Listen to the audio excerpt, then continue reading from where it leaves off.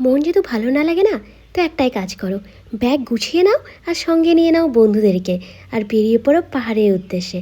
পাহাড়ের মাঝে নিজেকে না কয়েকদিনের জন্য হারিয়ে ফেলো, দেখবে পাহাড়ের যে একটা সৌন্দর্য আছে না, তোমাকে কোথাও না কোথাও নিজের কাছে টেনে নিয়ে খুশি রাখবে। সত্যি বলতে পাহাড়ের মধ্যে নিজেকে হারিয়ে ফেলে একটা আলাদাই খুশি, একটা আলাদাই আনন্দ। আর সঙ্গে যদি থাকে বন্ধুরা, তাহলে এটা যে কোন লেভেলে চলে যায় আনন্দ খুশি, তার কোনো ঠিকানা নেই। আমরা তো গিয়েছিলাম সব বন্ধুরা মিলে। তোমরাও কি ভাবছো, বেরিয়ে পড়ো বন্ধুদের সঙ্গে, দেখবে সত্যি মনটা খুব সুন্দর হয়ে উঠবে, পাহাড়ের মতনই নিজেকেও সুন্দর লাগবে। পাহাড়ে গিয়ে নতুন স্মৃতি বানাবে আর বন্ধুদের সঙ্গে বসে সে পুরনো স্মৃতিতে একটু করে হাসবে। এটাই তো খুশি, কি না? একা একা গেলে যে মজাটা হয়, সত্যি বলতে বন্ধুদের সঙ্গে গেলে না এই মজাটা দ্বিগুণ বেড়ে যায়।